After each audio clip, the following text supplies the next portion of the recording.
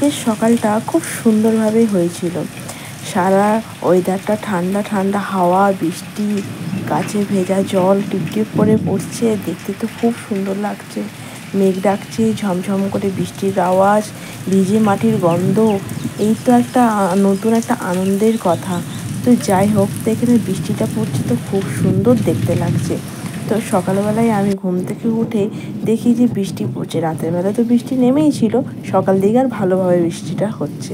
তো আমি এখানে বলছিলাম যে চলো গরম গরম একটু চা, একটু বিস্কিট আর একটুখানি কিছু ঝুড়ি ভাজা নিয়ে বসি, তো খেতে খুব ভালো লাগবে ঠান্ডা ওয়েদারে। তো চলো, তো এই চাটা নিয়ে আমি চলে যাব। তারপর হঠাৎ করে দেখি যে নিচের ঘরে ফ্রিজের মধ্যে একটা ইঁদুর মরে পড়ে আছে। সে এত বিচ্ছিরি গন্ধ ছাড়ছে যে আর কিছু বলার নেই, সবাই নাকে চাপা নিয়ে বসে রয়েছে। তো দেখো ভিডিওটা তোমরা, একটাই এত বড় ইঁদুরটা মরেছে, সত্যি একটা দুর্গন্ধ। আর মা জেঠিমা সবাই তো এখানে চাপা নিয়ে বসে রয়েছে।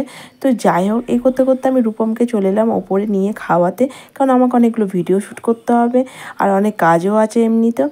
তো রূপমকে ডাকি, রূপম কিছুতেই আসছে না, তো রূপমকে ডেকে ডেকে নিয়ে আসতে হলো। তো এবার আমি এখন রূপমকে খাইয়ে দাইয়ে নিয়ে চলে যাব রেডি হতে। রেডিও করতে গিয়ে অনেকটা ভিডিও শ্যুট করার আছে। তো তোমরা চ্যানেলটা সাবস্ক্রাইব করে দিও। দেখা হচ্ছে নেক্সট ভিডিওতে।